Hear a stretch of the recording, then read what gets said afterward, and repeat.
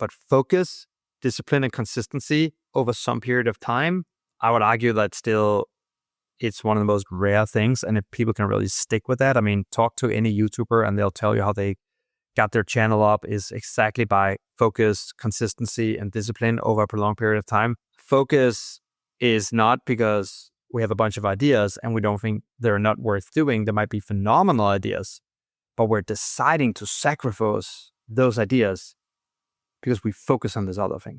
That's focus, like literally like having great ideas. You're very excited about it, not doing them because you're focused on something else. And our first LP was Lehman Brothers. Oh, wow. Okay. Well, which we never saw the money, but they signed. GameStop was a step change, right? So it was all around there. So yeah, GameStop was like, we doubled in 48 hours or something. That's product market fit. Product market fit. Product market fit. I called it the product market fit question. Product market fit. Product market fit. Product market fit. Product market fit. I mean, the name of the show is Product Market Fit. Do you think the Product Market Fit show has product market fit? Because if you do, then there's something you just have to do. You have to take out your phone. You have to leave the show 5 stars. It lets us reach more founders and it lets us get better guests. Thank you. Jannick, welcome to the show, man. Thanks, man. Good to be here. Dude, so it's been a pretty impressive journey. I mean, hundreds of millions of dollars raised now. What do you have? Hundreds of thousands of users, millions of users? Like, where are you at today? Give me maybe just a little. In the millions. And you launched like 5 years ago now. So it's been a pretty crazy journey. Yeah, definitely. Been a wild ride. So maybe, I mean, let's go back to the beginning as we always do. Like tell me a little bit about maybe just like your background and kind of where even the idea, because what you've built. Well, let me ask you this before I do. Like, is it fair to say it's like a Robinhood competitor, or is that an unfair kind of characterization of what Public is? I mean, I think there are many better characterizations, but yeah, we are competing with Robinhood. I do think though, as the years have gone on, we've become a little bit less competitors. I think we focus a little bit more sort of higher end of the market, people that want to take investing a little bit more seriously. I think we've built out a platform and a product suite that is a little bit more fully featured, I would say, wider. Things like, having bonds available on the platform for anyone who's kind of serious about building a real multi-decade kind of tried and true portfolio. I think they're more interested in bonds than betting, which is a little bit like our two last product launches last year, or our 2 biggest product launches in 2024. So I think there was a natural crossbows, but like in the early days, as you know, like new kind of markets and stuff, it's always a little bit more tricky to sort of divide up the battlefield and kind of figure that out now. But I think now we mainly say that we're a little bit more premium kind of version of them. And there are a lot of others that say that we're just a little bit more like a digital first Schwab or Fidelity, which are obviously very, very old companies. So I think right now, probably we're somewhere at that range. That's at least how most of our members today sort of read it back to us. So then take us back to wherever that was, like 2017, 2018, before this. Like, what was your background? Where were you? And how do you come up with the idea for Public? So way before that, I actually, I'm one of these weird guys who I'm 37 and I have 20 years of experience in this space. And so people look at me when I say that and they're like, no, that doesn't add up. Some doesn't add up. That's right. now you're hallucinating. But yeah, I actually started a company called Saxo Bank when I was 17 years old, which is like the European trade. So I got a really early start in this whole industry. Really, the only reason they hired me was because I could design and code. And so pre-Squarespace and Wix and all that stuff, being able to just like do any kind of code was obviously a great skill set to have. Was a few years there, rocket ship of a company, one of the fastest growing companies in Europe at the time, sort of like the pioneer of online trading in Europe, if you will. And today is seen as a little bit like the Interactive Brokers of Europe. I think most people in America kind of see it that way. Left in 2008 with a couple of others from Saxo to start another business, more on the B2B side, more like API trading. What a time to start a business, man. Dude, I know. Actually, funny story, like a lot of what the first product was about was bridging sort of liquidity from the interbank market to small and medium-sized financial institutions around Europe and the Middle East. And our first LP was Lehman Brothers. Oh, wow. Okay. Well, which we never saw the money, but they signed, and we got regulated by the UK Financial Services Authority. This business was primarily in London, and yeah, so that got off to a wild ride. But 8 years later, we'd scaled that to a multi-billion a day volume platform. Sold it to a publicly traded company in the UK. What did that platform do specifically? So it ended up doing a bunch of different things, but facilitating sort of interbank credit into the sort of SME marketplace was pretty key, especially after 2008.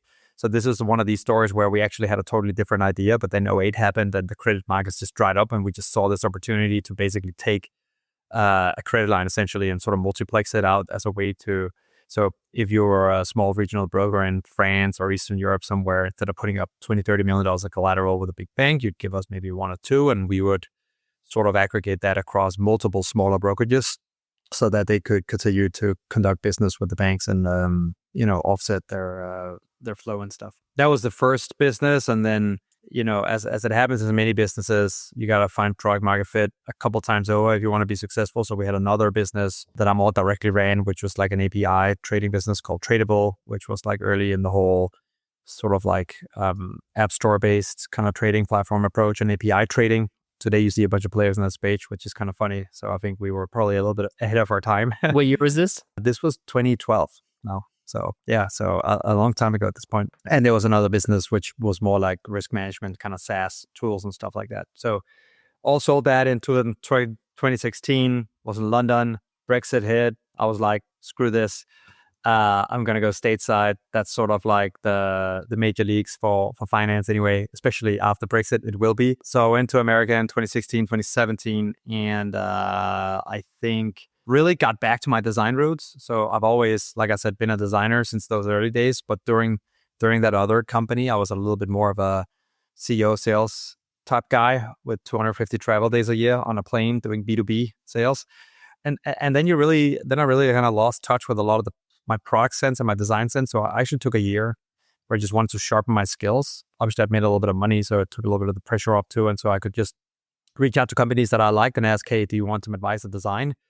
And it was like, little did they know, it was like very hands-on design. Like I just go into, the tools were changing and everything. And I really think this is one of the best decisions I've made in my career, because I spent 4 to 6 months just really deep every day designing, animating, like deep in those design communities again. And then, a couple of the folks that I worked with won a bunch of these Apple App of the Week awards, Webby awards, like different things like that. And then I realized, okay, probably, I've sharpened my skill set now, and I'm kind of ready to do the next thing. But that was incredibly important for me to do. I think my life would have had an entirely different trajectory had I not done that. It's not a normal thing either, like to go back and kind of hone your craft. I mean, normally you try and do something bigger. I can even imagine, like at that time, you asking companies, and they're like, "Really? Like you want to design like products, man?" I know. It's kind of weird, right? I didn't, but to tell the truth, I didn't do it as a career move. Like I know you listen to a lot of podcasts and you hear people talking about like, oh, the best thing you can do for your career is like sharpen your skill set. I obviously fully agree with that, but I didn't do it for career purposes. I did it because I missed it. I fucking love designing. I missed being in that. I mean, for me, at the root, design is about problem solving, but obviously it's also about ending up with something beautifully simple and sophisticated at the end of a really messy problem. So I just absolutely love that journey. And, it's one of the things that really can get me in like a flow state, which is where you feel the most alive. And so I just missed it. And that's kind of why I did it. And the good thing was it ultimately, I guess, obviously benefited me a lot with public, because once I started seeing some of the problems that eventually went to public, it was very quick for me to just, talk to customers and go straight into like designing pixels, like literally like sort of like playing back your recording of customer conversations while you're in Figma, like literally like a very real-time process like that. And then with an engineer, eventually on my side, actually kind of coding it up. And then before you know it, you're sort of off to the races. So I think it is really phenomenal advice for all the people that give the advice. But the truth is I never heard that advice. I just did it because I missed it. Which is maybe the best reason to do something, just because you're feeling it. And so then where in that time does the idea for public kind of come in, and what is the first even idea of what you want to build? Yeah, so we were a little bit of an odd case because normally you hear a very direct problem solution, a bunch of iteration. I think we started with the world view of, the US stock market is the greatest kind of wealth builder of all time. And so why isn't every single individual on the planet, or at least the country, taking advantage of it, right? As somebody that had just come from Europe, I had always been very envious that I had no access to this.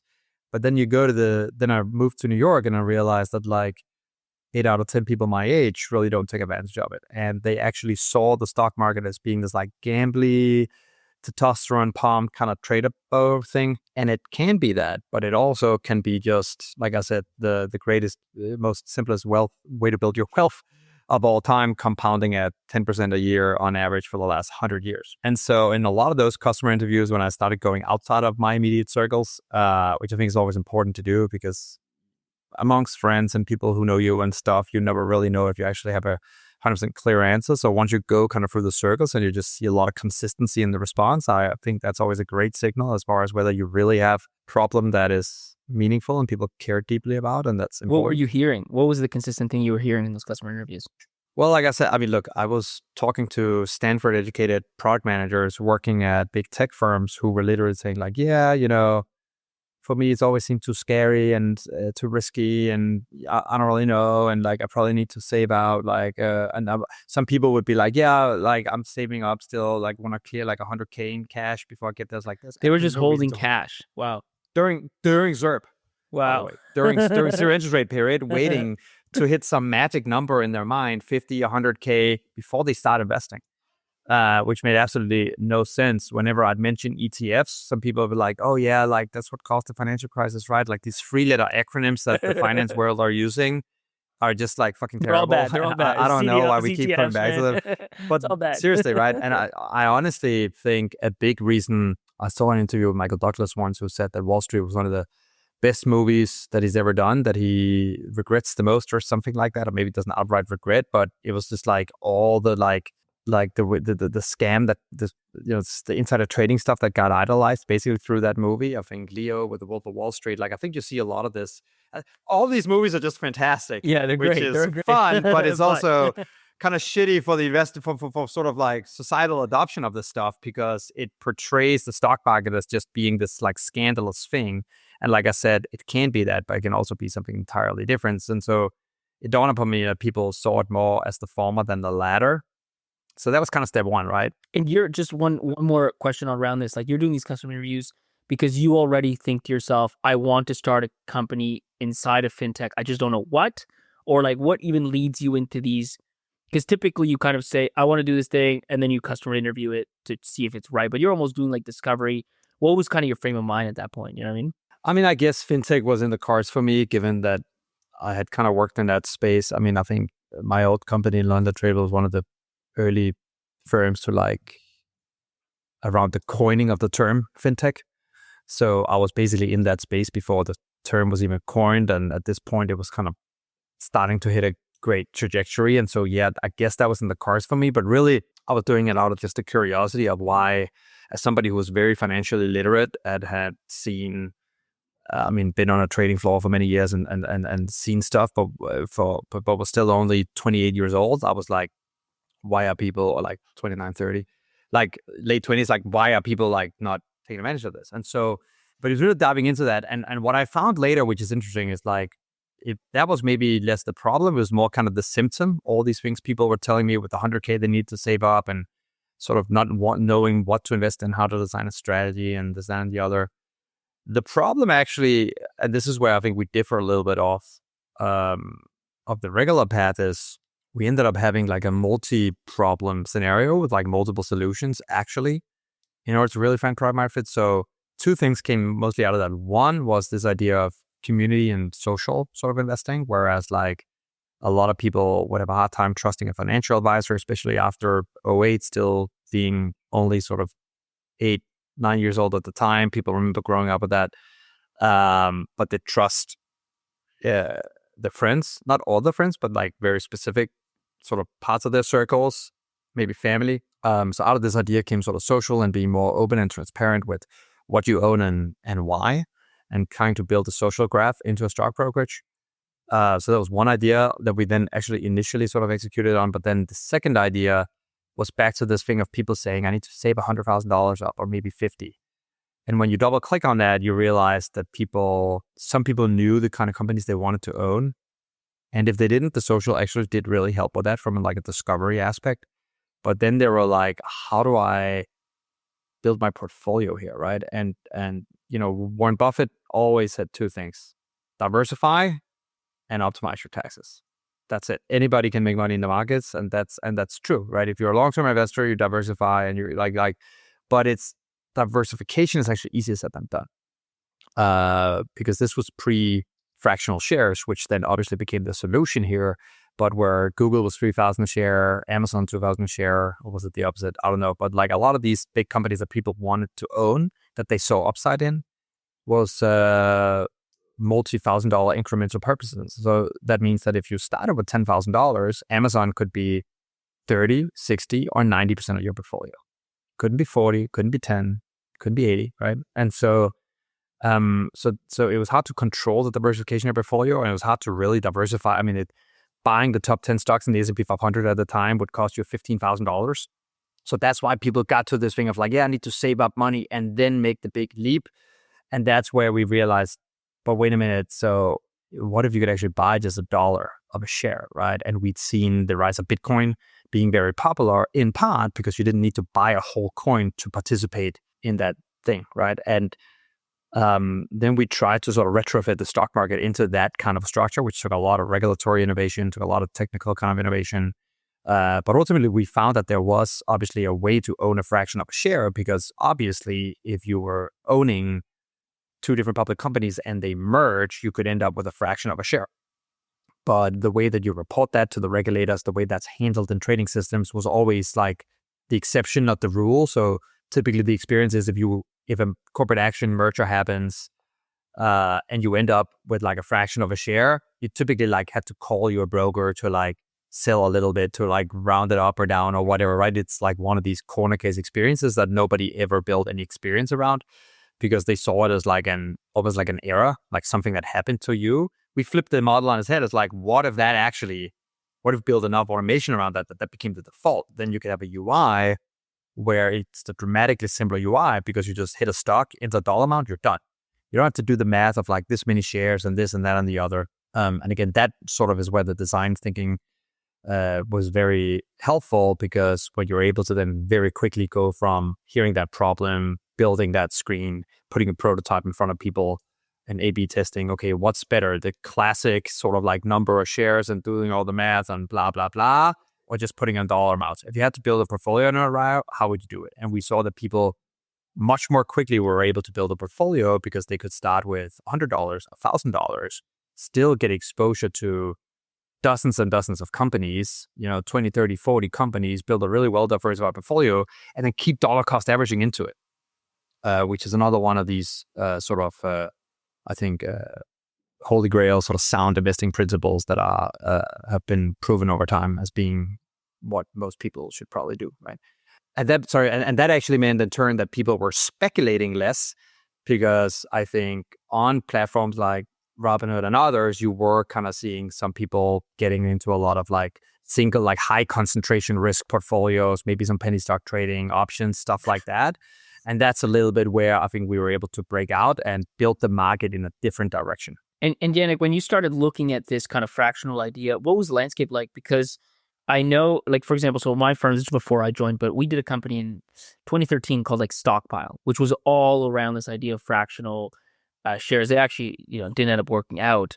But there's others that have, I guess, tried to do this. I don't know if you know them specifically, but just in general, what was kind of the landscape? Yeah, Stockpile, that was more the gifting thing, right? Yeah, it was like you could give $5 again, of Netflix like stock. A bunch of people had tried the fractional thing, but it had never been done in a real-time trading platform. So it had been done as like, I send you a gift certificate and this, that, and the other, but none of that really worked, because at the end of the day, I just don't think people want to like build a portfolio and then like 9 a.m. the next morning, all the trades go through. Like that doesn't really, like if you're doing it during market open and stuff, like it didn't really resonate with people that's how you do it. Like a lot of people like the feedback loop of like, I'm building my portfolio right now.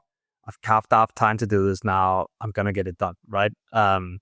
it became much less cumbersome that way, I think, for people too, and much less sort of, it seemed like a lot less work, quite frankly, to just start building your portfolio, right? And so like almost like the Nike slogan, just do it, became a thing, right? It's like, just start. You can just start today. And that took people out of a mindset of like, oh, I need to wait and I need to educate myself much more. I need to save up a lot of money. It's like, you can do that, but you should just start today. With $100, you can build a portfolio in the next 10 minutes and you could be done in the market. You're an owner. You go from 0 to 1. And then from there, it's just about going from 1 to 100. And that's where the whole community with like a lot of discovery happening and a lot of people helping and coming together about researching companies was very important. So you didn't have to like do all that research yourself all the time.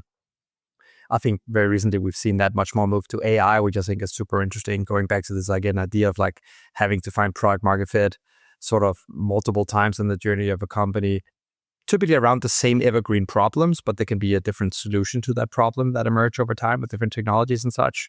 Like I said, I think we're seeing that play out in AI as we speak. So we were the first to actually do that real time thing that didn't exist before. And so that is really what kind of clicked with people. That's when you start to see, daily active usage that was like 60-70% on the down mile ratio basis, right? And super, super high retention, super high engagement, which you didn't really have with like if you gift somebody stock on Stockpile or whatever, it's like doesn't really come alive the same way. By the way, last thing, I also think there was a good multiplier, obviously, because we were running a beta with the social stuff without the fractional stuff, because social was like easy enough to build, but fractional was very hard to build, right? But like, I mean, social platforms like a thing, people know how to build them. It's not necessarily that difficult.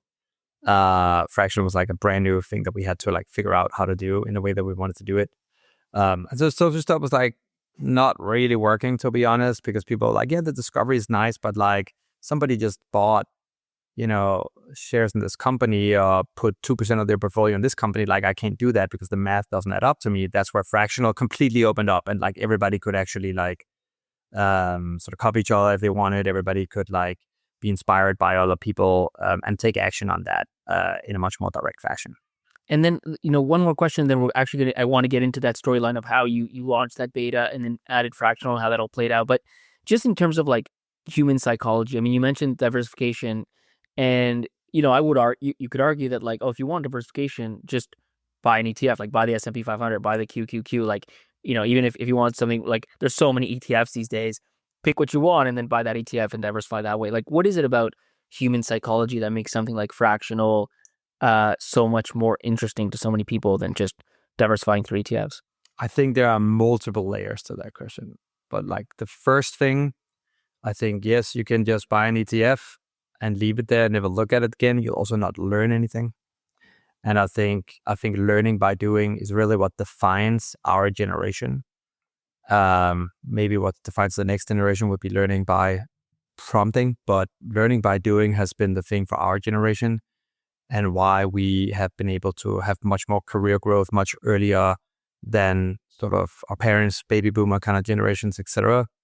And I think ultimately, there's always a difference between like there's the intrinsic motivations of folks and then there's what they tell you, right? So like if I always tell the product team this, like if I interview a customer, if I just assume that they're just a public just to grow their portfolio, like sometimes that's the case, but a lot of times there are other things they want to achieve. They might not even realize it themselves necessarily fully. It might be like a little bit of subconscious thing sometimes, but like you're also there to learn. You're there to take control of your own finances. You're there to get into a position where, investing is a forcing function for building a lot of financial literacy. You start to understand politics. You start to actually become a little bit more objective about politics, in my opinion, because you're looking at it purely from a lens of like, how does it affect the economy and stuff, which is less about, like, it's less emotional in a sense. Like the pronoun issue in politics right. has nothing to do with the stock market, Exactly. but like the debt ceiling, like all these things. So you start to understand the intricacies of all that much more.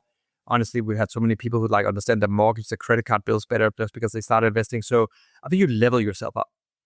And I think as much as everybody wants to get rich, I think one of the biggest drivers of happiness is self-fulfillment and leveling yourself up in life and self-realization. self-actualization. And that just doesn't come if you drop 10 grand into an ETF and never look at it again. And so I think that's the reason why there will always be a big space for kind of self-directed. And then I think you can get into more tactical things like, hey, if you buy the NASDAQ 100, which is widely marketed as like the NASDAQ Tech 100, right? Probably think you get a lot of exposure to tech companies. You do, but also the 10th biggest company is Costco. And that's not false advertising for some reason, but like I didn't sign up for that. Like when I bought QQQ or whatever, right? It's like that I'm getting, because I'm seeing QQQ as like, yeah, that's the tech, right? Thing, but then I'm buying Costco. But I'm not buying a bunch of other tech companies, by the way, that should. So I think at the end of the day, ETFs also, I think, are starting to have some problems. A lot of people are talking about right now the fact that they might be, because they're sort of market cap based, maybe they should be rebalanced, there should be limits, etc. And I'm not going to take a position on that. This is all just to say that those are among the plethora of reasons why people choose self-directed over just going into ETFs. I'm going to ask you for a small favor, a tiny little favor. In fact, it's not even, now that I think about it, it's not even really a favor for me. I'm actually trying to help you do a favor for you. Just hit the follow button. You won't miss out on the next episode. You'll see everything that we release. If you don't want to listen to an episode, you just skip it, but at least you don't miss out. Super helpful. So let's go back into the storyline. So tell me a bit more about that beta. Like we talked about social and community. What are some of the key, and you talk a lot about design and product. So like from a product perspective, like what does that first product look like? What are the first kind of key features? It's changed a lot. So back in the day, we actually opened on the feed because it was obviously so clearly like the differentiator, and there was even an aspect of like the discovery angle kind of coming first. But then obviously with the fractional thing that like changed a lot over time, and we realized, okay, now we're just like a much better trading platform. Even had we not had the social thing, we'd still be a highly differentiated, sort of superior for many use cases trading platform. And, over time, a lot of people, basically almost all, I guess, kind of copied that feature inside a year, maybe 18 months. But again, that had given us enough time to kind of break out, I think, stand on our own two legs, build some brand awareness, raised a bunch of money, innovated around a bunch of other features. Even fast forward to today, where we've now fractionalized bonds, first treasuries back in 2023, then corporate bonds kind of last year, which opens up a whole new world for investors. They can actually buy both sides of the balance sheet of their favorite companies, which again, in a world of not having CERB anymore, is quite interesting to folks. You get anywhere between 4, 7, 8, 9% yield in the corporate bond market, right? So that just opens up the platform for folks. That allows us to build things like Income Hub last year, where we like every month we project out, or we actually show you how much cash flow your portfolio is generating, both in terms of dividends from stocks as well as interest from bonds, and coupon payments and stuff. And so again, and maybe this is like a very financial services specific thing, but like when you build these like really foundational things, they became stepping stones to building a bunch of other product features kind of on top. But yeah, in the early days, very centered around social. Then it became kind of the fractional thing, and the social is what? Like you sign up, you add your friends there, or you follow. Yeah, you people? add your Like, friends, you follow, you do all of the above. I think like in the very, very beginning, like in that beta period, it was like with your friends. And then we realized, hey, people don't necessarily have many friends that are super financial literate always. And so that puts certain people at a disadvantage. And so I think we opened up the social graph to be more interest graph based, where it was more like, hey, if you own Apple, I own Apple. There's a news article about Apple launching a car tomorrow. Remember all this hype back in like 2020, Yes. They were going to launch a car, whatever. Well, then we should both see that in our feed, and we should both comment on it. And by that way, so you basically like map on an interest, like you use the company's owned as sort of the interest graph. We did a lot of things with risk tolerance as well that we looked at. So there was a lot of stuff we did there with the algorithm that I think was quite interesting. But yeah, basically feed-based approach. We played around with like group and messages stuff, but that stuff never really worked as well as we wanted it to be honest with you. I think there's just so many other, like it was hard to see what the differentiator for us was, right? Because people have WhatsApp, iMessage, they have Discord, they have all these other things. But on the feed, it was very much like there was a real value prop there for us, because if you post something to the feed, we as public have we've validated that you've actually bought it. And what was going on in a lot of these forums is like a lot of anonymous people just pumping and dumping stocks, and you have no idea if somebody really owned it or not, doctored screenshots, like all that stuff.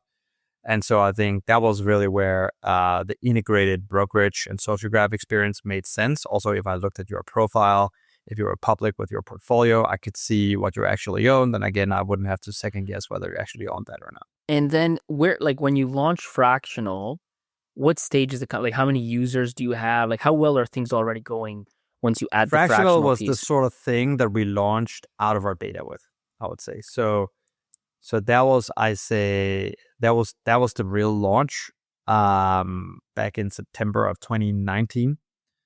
And I remember we had like maybe 1,000 users. Oh, so very, very small, maybe very two, early like days. very, Okay. very, very tiny. Very, very early days. But like enough that you learn a bunch. I mean, that's the thing. Like 1,000 users isn't a lot, but it's certainly more than enough that you need to learn. I mean, truth be told, probably when, I don't know, we were at 300, 400, 500 users, we'd already learned what we needed to learn, and the remaining growth really from that trajectory, which is very slow paced growth because it's like a beta period type thing. But there was just like the 9 months that it took to build Fractional in the first place, right? So there was a long period where we're like, we've learned all we needed to learn, leave the platform running, but let's not really scale it yet. Let's just like focus on building this Fractional thing because that's gonna fundamentally change anything. And by the way, this is still one of the wildest things. Like, we launch it after Labor Day. We've got all the dashboards set up. And literally, it's just one of these things where you go in, you refresh the dashboard after the first day, after the first week, and all the metrics are just up and to the right. 5, 10x easily. Wow. And from there, we just Do you kept remember on. specifics, like what, like your DAU, like your usage, your DAU to MAU ratio? Like, what were some of the ones that just kind of jumped off? All of it. Time spent in app. We had this thing called frequency that we looked at. I think Mixpanel used to call it addiction, but they changed the name, which is like of how many days in a week are you using the product, and then how many times a day. And so you combine that into a ratio for engagement. But obviously also just the business metrics in terms of like new users, referrals, conversion, frankly, in the funnel, which is always like a little bit tricky for highly sort of KYC ML. And did it just go viral? Like, did the media pick it up, or how did you get all those this surge of new users from? It was all organic, pretty much. I wouldn't say that it quote unquote went viral, because one of the things that we did, which was interesting, is normally the lean startup playbook and all this stuff will tell you go after early adopters first, and then scale there. And then once you have enough of those, you break into the mainstream. So what's early adopters in the world of stock trading and investing? It's all the same trader bros that, we've just sit and kind of talked about that people were scared of. So we were like, probably we should not do that. And by the way, for what it's worth, a lot of those folks that are really kind of high concentration risk, active like day trader folks, they were already on Robinhood, a lot of them. I'm very happy with that experience. So we were a little bit like, let's not start there. Let's just start a completely different place. But that actually went really against the traditional thinking, because normally you go after the most organic, lowest CAC, highest conversion, most engaged kind of user base. We did something like crazy and actually went out. So we went out to like professional women's communities, right? We partnered with like Girl Boss, for example. Sophia Moroso's thing. People who've never invested before just went in front of them cold, be like, we built this. If you want to invest, we think this is a great option. And that really effing landed. And Wow. we saw super high conversion from that. And that's just like not a thing that people normally do. And if a startup was pitching me right now, but that is the plan, I would probably tell them it's a little silly. Like, why don't you go over here kind of thirst? But that really worked for us. And so, Why do you think that worked? well, I think it worked because we actually had built the product. Back to who were we interviewing in the customer interviews, it wasn't the guy with 6 screens in Florida doing day trading. It was sort of like what we consider to be a little bit more regular kind of people, like young professionals.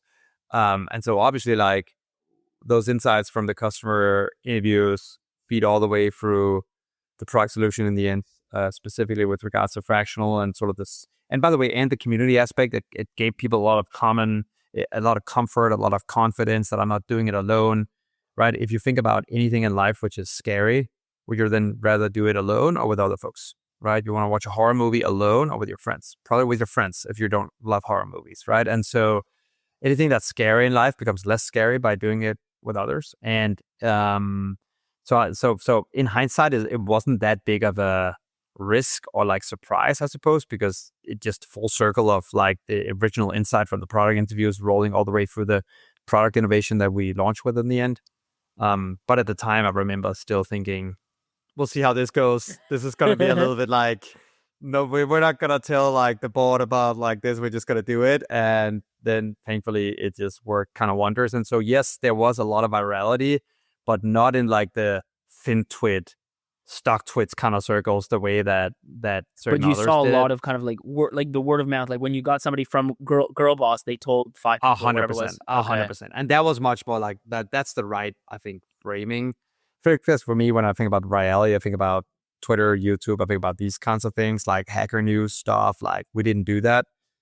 For us, it was more like actual, just like very high frequency word of mouth in a bunch of this untouched kind of territory. Word of mouth is like the thing every single consumer app builder wants. Like, what do you think was there about your app that made people? Because somebody could come in, use it, be like, "This is awesome," and not tell anybody. Somebody could come in, use it, "This is awesome," and tell 5 people. Like, you seem to have the latter. Like, do you have a sense of what it is that drives that kind of word of mouth? There were largely two camps. Number one was the word of mouth around Fractional as a product innovation, and just literally as a 10x better user experience. And so that breeded a lot of word of mouth. But interestingly, that was more for the type of people who were a little bit curious about the stock market, but maybe had never gone fully into it. And so now this was a big unlock for them. Whereas for somebody that had never really experienced the stock market that much before, outside of the Hollywood movies, for all they know, Fractional could have existed for 10 years, right? So it was like a little bit two camps. That second camp, the word of mouth, was much more driven by, I would say, the psychological factors, a lot of the soft factors, the kind of vibe around the brand. I think specifically we went out and said, hey, just the fact that we initially partnered with like some kind of young professional organization for women, normally not really at that time, at least, who you would associate with the stock market. Like that was a little bit of a purple cow in and of itself, to use a Seth Godin term. And these things, whenever you do something that's a little bit outside the norm, like it comes with a higher degree of virality and word of mouth for sure. And then I think people could just really relate to the mission as well, to be honest. They just like, people really quickly just started to root for us. And we tried to, all the way through today, of course, to really always like talk about build a fan base, not just a user base.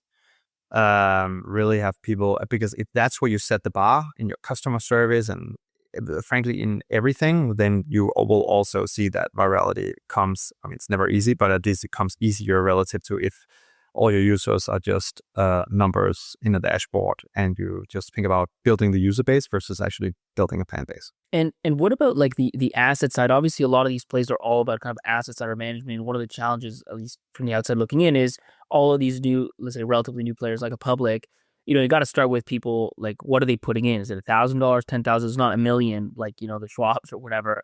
How does that play out? Like, how does that work into kind of the business model? Well, to be fair, nobody on Schwab, not nobody, but all those players didn't put in $1 million. They put in 10,000 30 years ago, right? Like, I think that's true. That's actually how that's how things compound, right? You look at Coinbase now, right? And there's there's a lot of people that bought Bitcoin at $100 and they never put in millions. They're doing well. They have millions. So in Coinbase, just because the nature of crypto, it didn't take the 30 years that it did in the public stock markets with Schwab and stuff. But look, I think this goes back to this thing of like, we had a long-term vision from the beginning, always to be like the less sort of like speculate, like be the place where you build your long-term, final, tried and true, multi-decade portfolio.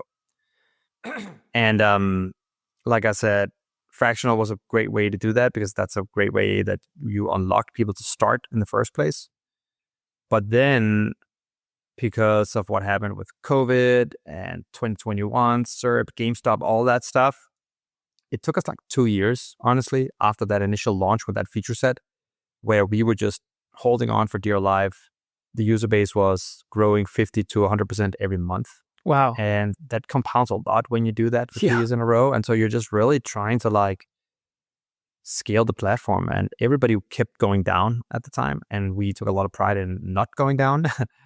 And so really, when we started launched our beta, it was like 15, 20 people, right? And so really a lot of stuff that we had to build on our roadmap that we had to push back a little bit just to like capture all the growth that was happening at that moment. In 2022, or actually at the tail end of 2021, we went to the team. We said, hey, next year things are going to change. You'll see rates go up. You'll see a lot of people laying off people. We had, I think, not overgrown our organization the way many others had. So we felt we were in a good place.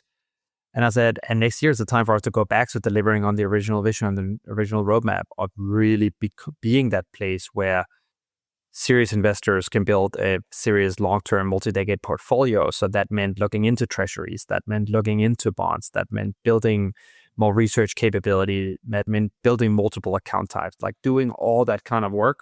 And my only problem at the time is I had said the exact same thing at the end of 2020.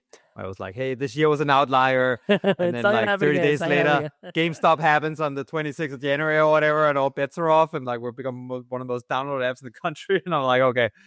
Then we spent the rest of the year like basically catching up to that moment, right? And that was like probably, and I realized that's the thing that you don't like learn a lot from by hearing. So I'm sorry, but that was just like kind of what happened. But actually the one learning is I do think it's like if you do, and by all means everybody should put every ounce of their effort into capturing let product market fit, lightning in a bottle, whatever you want to call it.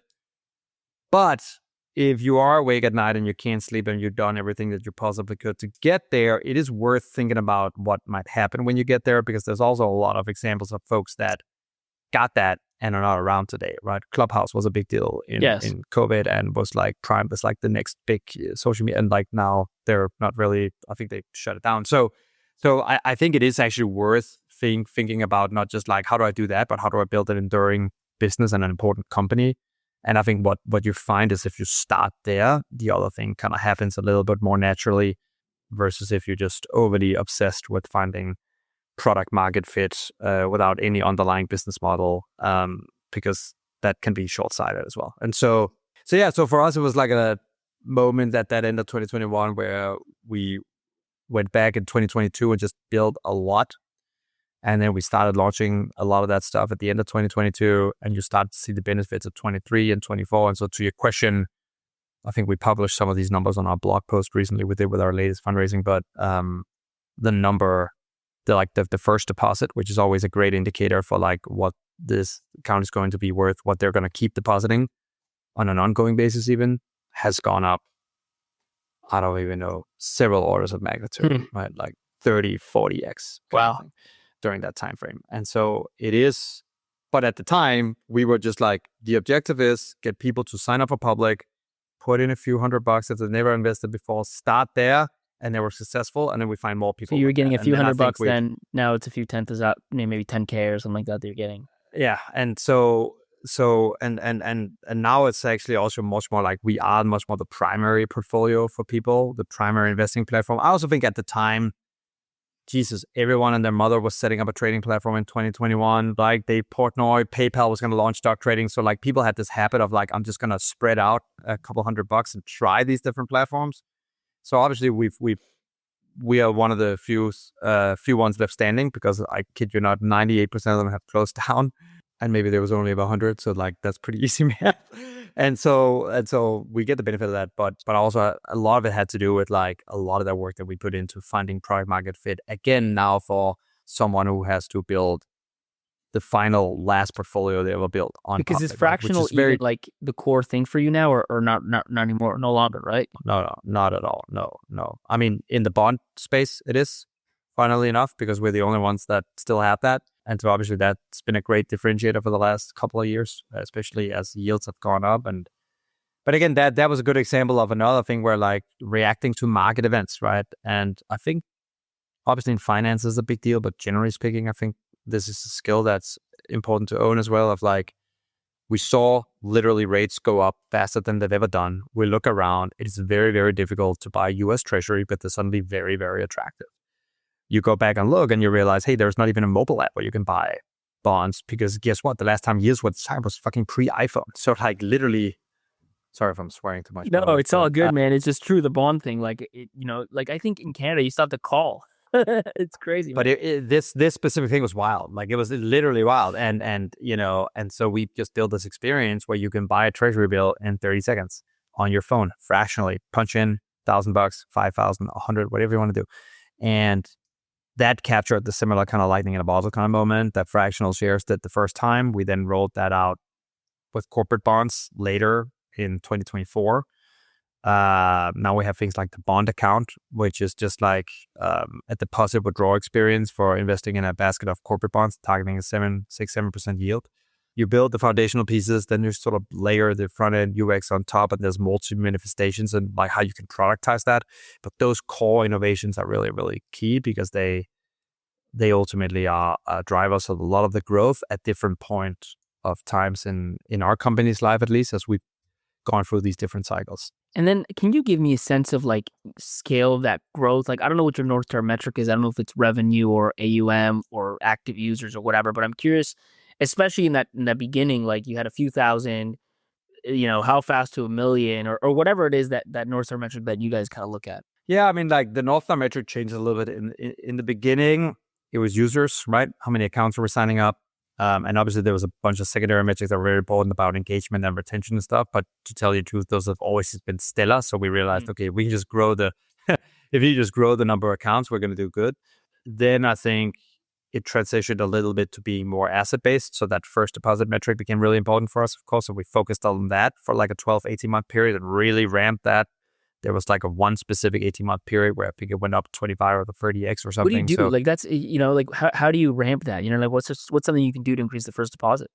it's focus. I mean, generally, the general spiel is it's just focus, right? You orient a bunch of teams around and you tell them that this is the number I want to see go up. Like a little bit like back to the Mark Zuckerberg thing where he just writes growth on the whiteboard. Like I really think focus is one of the most underrated kind of things, even though a lot of people probably like, I think it's like a little bit like with product market fit in itself. Like a lot of people think that they've seen what a really focused effort is, but focus, discipline, and consistency over some period of time, I would argue that still it's one of the most rare things. And if people can really stick with that, I mean, talk to any YouTuber and they'll tell you how they got their channel up is exactly by focus, consistency, and discipline over a prolonged period of time. Any investor, same thing. Same thing goes for building products. So I think it's really just like a mindset thing. And then it's how you define focus. We always have this quote from Johnny Ive that we use, which is fantastic. I'm not going to do the British accent, so he makes it sound more sexy than I do. But in the Scandinavian accent, I can tell you accent's pretty good. like, yeah, don't worry about it. it's something like Steve telling him, people can find this on YouTube, but it's Steve telling him like, focus is not because we have a bunch of ideas and we don't think they're not worth doing. There might be phenomenal ideas, but we're deciding to sacrifice those ideas because we focus on this other thing. That's focus. Like literally like having great ideas you're very excited about, not doing them because you're focused on something else. And I think that's such a good definition because most people feel like, yeah, no, that's a stupid idea. We should focus over here. Like that's not even focus. Now you're just doing that's just no-brainer stuff. basic no-brainer prioritization, right? Really focus is like, you're in love with these 5 things and you just pick one of them. So that's key for us. I think as a company, we also have a culture of just being really hardworking, really focused, really great at doing that and really ramping. Like we've never had a metric that we point to, an all-star metric that we didn't just like ramp massively with when we put our minds to it. And so for that reason, I think it's changed a little bit at this point. Obviously, we're a little bit larger scale, and so I would say we're more kind of revenue focused. And obviously, as a company that have, I think, a very good cost structure, that revenue leads to profitability. And I mean, that then I think there's nothing else that you can really focus on sort of beyond that, right? Like then you're the furthest, like then you've gone as far down as you can in the income statement. But I do think you start really high up, typically with users, engagement, retention, kind of different things. How fast did you hit maybe 1 million MAUs or whatever? Probably 18 months, 2 years. I mean, GameStop was a step change, right? So it was all around there. So yeah, call it those kind of 18 months. GameStop was like, we doubled in 48 hours or something. Wow. So that was wild. Just the GameStop situation, like when the stock just went berserk, a lot of attention went to public. Yeah, and specifically, yes. And then obviously that got into massive overdrive when a bunch of companies decided to turn off the buy button, right? Yes, right. Famously. So, but I think in that moment, I think luck favors the prepared, and we had done actually a lot of things where we couldn't foresee that happening, but we had foreseen for a while how, if a competitor stumbles, you want to be able to take advantage of that as quickly as you can, right? I mean, business is the ultimate sport, and it is highly competitive, and so I think Live and I are both very competitive kind of people. And so we had a lot of things where like we had account transfer ads that was kind of ready to go that we could upload without having to go through approval on all the social media sites or compliance, et cetera, because they're pre-signed off and stuff like that. So there's a bunch of things. Live has talked about this. I mean, in kind of growth playbooks of like you could put yourself in a position to like take advantage of some of these market moments. And yeah, GameStop would have always been winning our backs no matter what, but for it to have that step change, I think a lot of it had to do with a lot of the preparation that we put into always being ready for like a moment like that. So it's hard to find the time to like do those kinds of things, but that certainly was very high ROI work, like sort of half a year earlier when we had started to put all those things in motion. That makes sense. Well, listen, we'll stop it there. I'm going to ask the last two questions. We always end on kind of quick fire questions sort of thing. First one is, we talked about product market fit, so I won't ask that one. I think that's pretty clear when you launch Fractional. But was there actually a time where you thought maybe things wouldn't work out? Like where actually maybe public would just like fail? No, there was never a time where I thought it would fail. I don't also just generally think I would ever the type of person allow myself to have that mindset ever. Any smell of that, I think I would resent it heavily also from people on the team. Partially because if somebody would walk into my office and think we're going to fail, I was like, well, you're fired because then you should have told me 6 months ago when you had the first inkling that there's a 1% chance that we might fail, like something to that effect, right? And so, but I think I would say there was a moment in 22, obviously, when all the GameStop stuff had died down. We'd taken a lot of users and we needed to find product market fit again, this time and becoming a serious platform where people can invest their life savings. And I don't think we'd fail, but it was a mountain of work. It's a mountain of work that we had to do. But actually what was great is at that point, we stopped hiring. And when you stop hiring, you have higher output because all of your time, like every employee is in the J curve, they actually take time before they start being productive. And so when you, on this blog post that we put out in October, you can also see our shipping velocity and you can see how it just has compounded like crazy. By the way, very high correlation to gross profit per user and net deposits and other metrics that we put in that. It is literally wild to see those free charts just stacked on top of each other, almost like a perfect match. And so I was never in doubt that we could do it because I was like, if we can ship enough of these things with a high enough quality fast enough, I know that they were going to work. And I never had any concern that we would be able to ship those things. I just wanted to sort of whip the team into shape to get it done as fast as humanly possible. And then last question, what's your kind of number one piece of advice for early stage founders? I often say, make sure that you really find an important, endearing problem. So like almost like a timeless problem. I think there's some quote, I can't remember who said this, of like, the timeless problems are the best. The solutions to them might change over time. But if you find a problem that's ephemeral, you will just put so much hard work. You'll do all the sacrifices, the personal sacrifices. And if that problem goes away, your shit out of luck, doesn't matter what solution you come up with. So find a really really think about the problem that you're solving and make sure that it's really a problem that is going to almost always exist. And oftentimes you see these people trying to take advantage of like a quick social phenomenon in the social app space or some regulatory hack or whatever. And obviously, I'm pro entrepreneurship at the end of the day, and I love when people are building, so go for it. But if it were me, knowing what the cost is of actually building a scaled company, personally and otherwise, as fun as it is, it comes at a great cost. Just make sure that it's all going to be really worth it, and there's nothing where people can flip around and it's gone the next day. And for me, again, investing, yes, 100% people will, for the next hundreds and hundreds of years, always going to have to invest. If everybody invested over the world, so much of a greater place, like everything just clicks with that mission. Because then you can let it be all consuming, because you know that nobody's ever going to be able to basically rug pull your problem. Perfect. Well, Jannick, thanks so much for jumping on the show, man. It's been great. Yeah, it was fun. Thanks. You remember like the first person who told you about Bitcoin, the first person who told you about Uber? You want to be that person because being first is cool. So be a cool person and tell your founder friends. Send it to them on WhatsApp, put it in a WhatsApp group, put it on a Slack channel, let people know about the show, let people know about this episode. Don't let somebody else beat you to the punch and share it with your founder friends first. Remember what Ricky Bobby said. If you ain't first, you're last.